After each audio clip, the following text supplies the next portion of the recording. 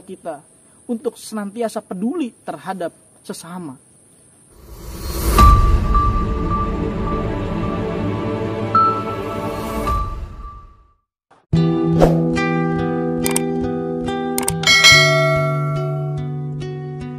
Assalamualaikum warahmatullahi wabarakatuh.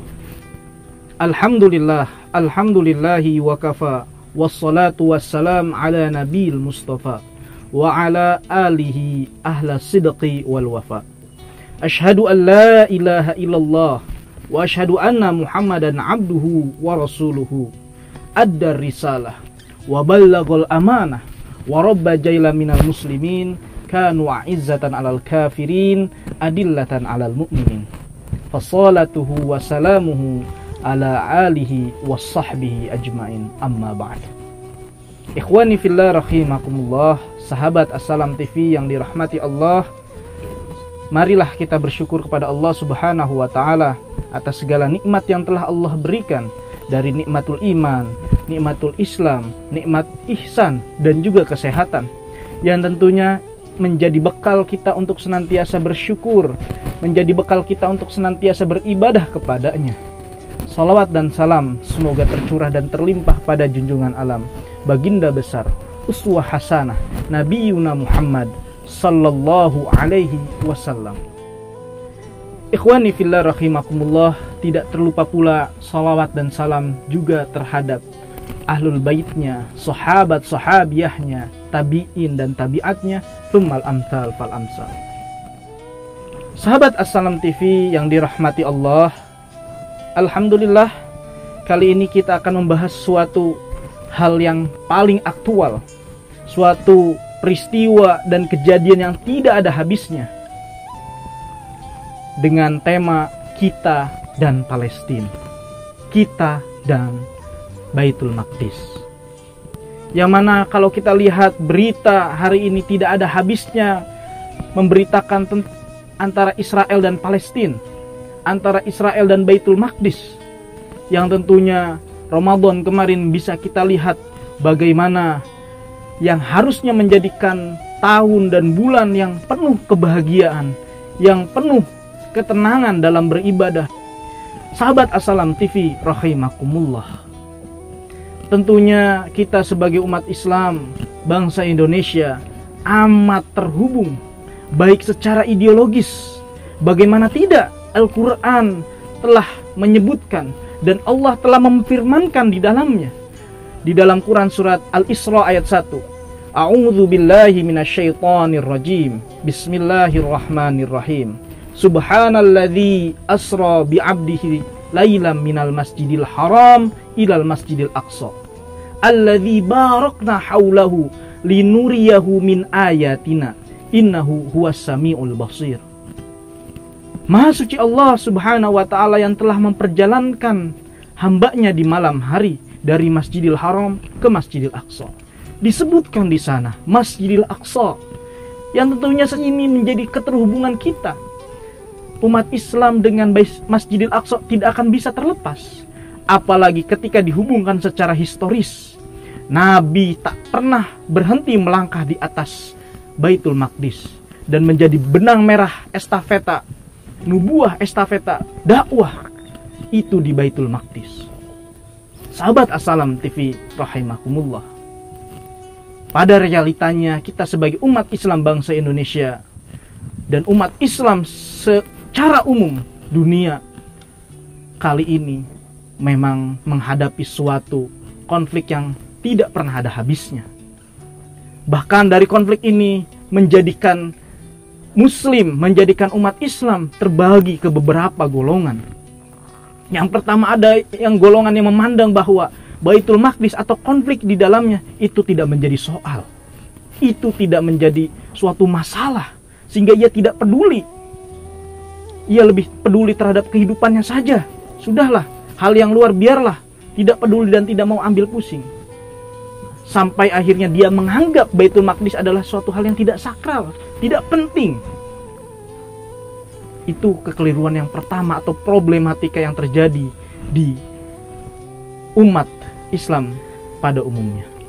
Yang kedua, kekeliruannya adalah bagaimana Umat Islam itu memandang bahwa Baitul Maqdis adalah satu-satunya jalan surga dan nerakanya. Bahkan menjadi jalan pintas untuk mendapatkan ridho Allah Subhanahu wa taala secara instan dengan mengabaikan dirinya, mengabaikan keluarganya, mengabaikan masyarakatnya. Padahal Allah Subhanahu wa taala tidak menginginkan hal yang demikian. Kekeliruan-kekeliruan tadi, problematika tadi itu adalah gambaran secara umum bagaimana umat Islam hari ini amatlah rapuh, tidak bisa bersikap dengan sikap yang tentunya baik dan benar secara tuntunan Allah dan Rasulnya. Kekeliruan pertama menggambarkan bagaimana sosok ketidakpedulian seorang muslim. Padahal Nabi Muhammad SAW mengajak kepada kita untuk senantiasa peduli terhadap sesama. Seperti dalam beberapa hadis bahwa muslim itu sebagai satu tubuh. Apabila ada bagian sakit, semuanya merasa sakit. Atau kepeduliannya bahkan kepada lingkungan. Ketika ada jalan yang di tengah jalan tersebut ada duri, maka menjadi kewajiban bagi seorang muslim untuk menyingkirkannya agar orang-orang yang lewat merasa aman, nyaman, tentram.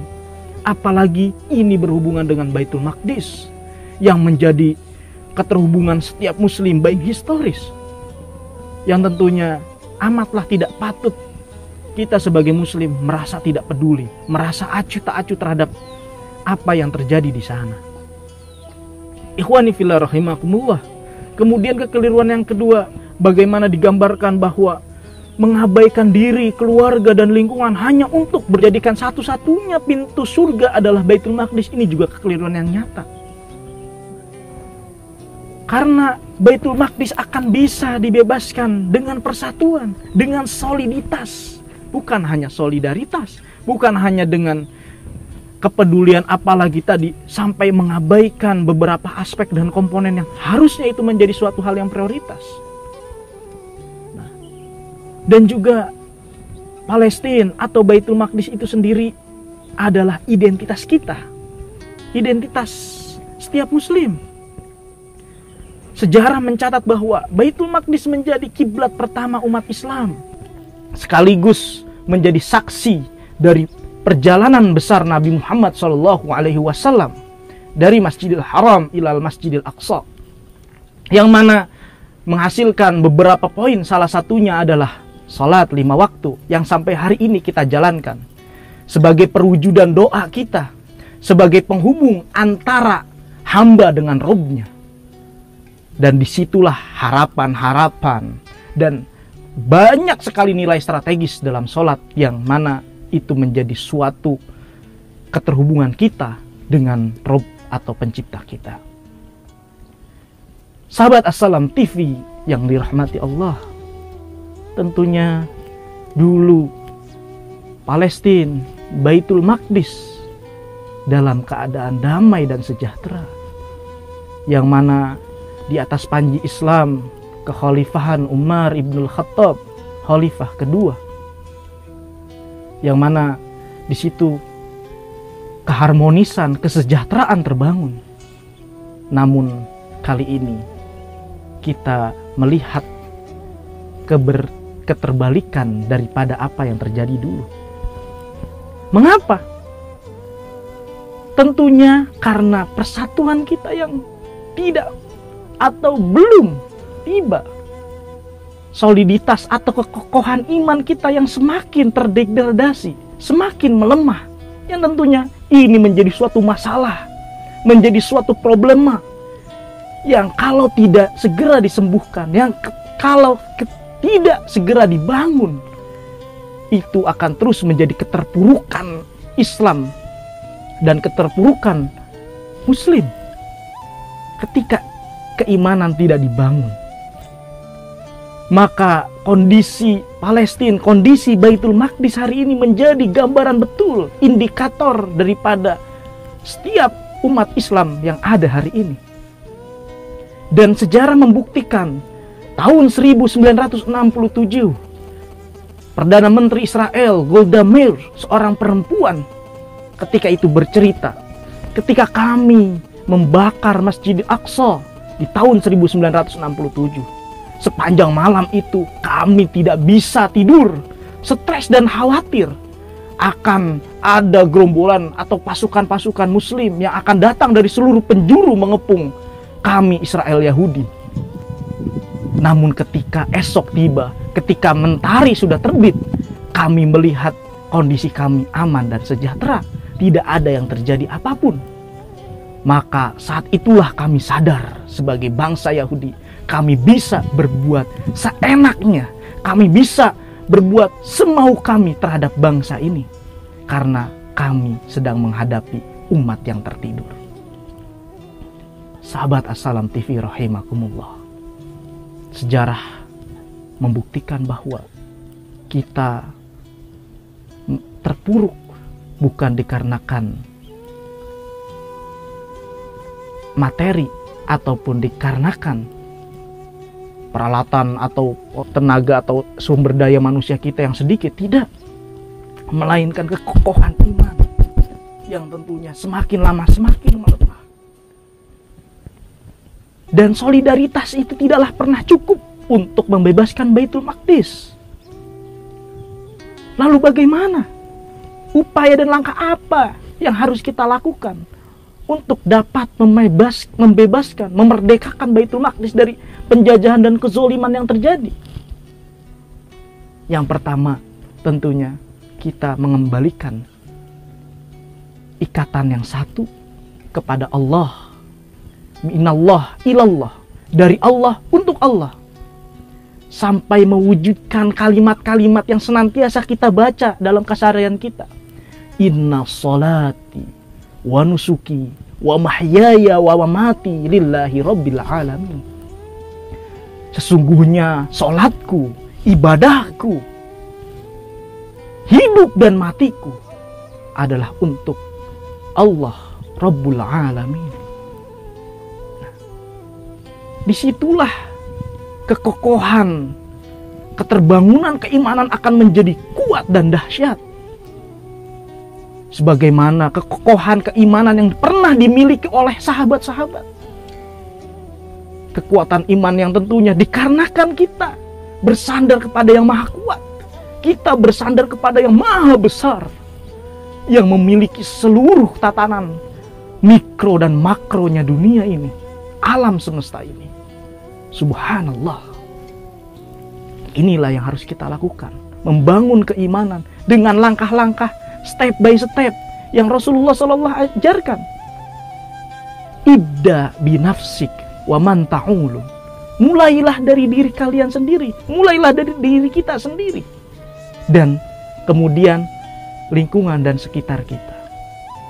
Atau dikuatkan oleh firman Allah Subhanahu wa taala di dalam Quran surat At-Tahrim ayat 6. A'udzu billahi minasyaitonir rajim. Bismillahirrahmanirrahim.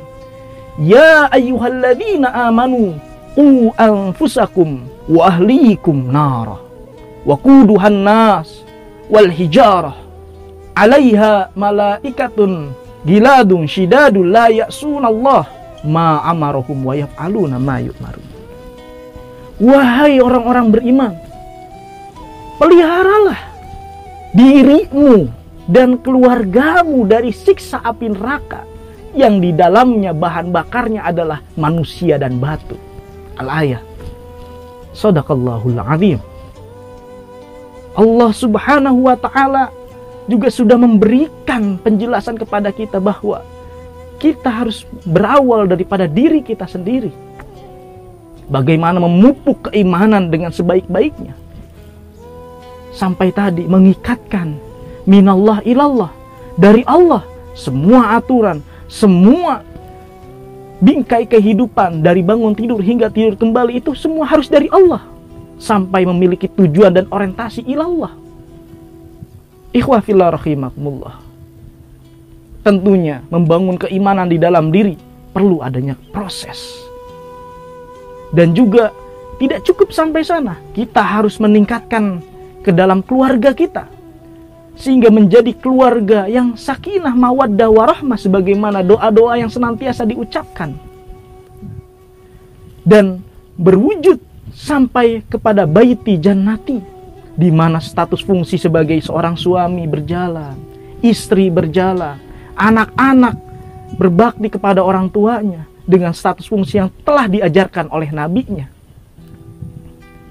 Lalu meningkat kepada elemen-elemen selanjutnya, yaitu masyarakat yang tentunya senantiasa memohon ampun kepada Allah Subhanahu wa Ta'ala, yang mana masyarakat terbentuk dari keluarga-keluarga yang tadi, keluarga-keluarga yang thayyib, keluarga-keluarga yang baik, yang mengamalkan seluruh aturan atau bingkai syariah atau aturannya seluruhnya dari Allah, bukan dari yang lainnya.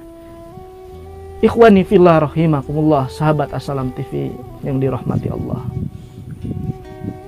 Tentunya kemenangan ini pasti akan datang sebagaimana nubuah Nabi bahwa akan terjadi khilafah ala manhajin nubuah, bahwa kepemimpinan ini akan kembali kepada manhaj nubuah yang berdasarkan aturan Allah dan Rasulnya, sehingga sudah menjadi sunatillah bahwa kemenangan ini akan dan pasti terjadi dengan kita atau tanpa kita. Maka sudah sewajibnya kita tidak boleh menyia-nyiakan waktu.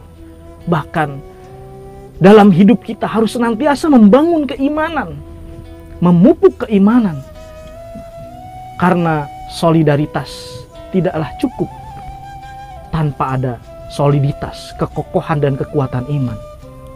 Karena dari situlah para sahabat, nabi dan rasulnya itu bisa mampu menegakkan lillahi kalimatillah, bisa mampu membebaskan negara-negara atau bangsa-bangsa yang terzolimi, mampu memuliakan wanita, menempatkan pada status dan fungsinya secara baik dan benar, apalagi berbicara kepada bangsa. Sehingga langkah dan upaya itu harus menjadi suatu agenda kita untuk memerdekakan diri kita terlebih dahulu, keluarga kita, masyarakat kita, bangsa kita dari ikatan-ikatan dunia yang melalaikan kita. Nastaghfirullahu li walakum. Al-haqqu min rabbik fala takunanna minal mumtarin. Wassalamu alaikum warahmatullahi wabarakatuh.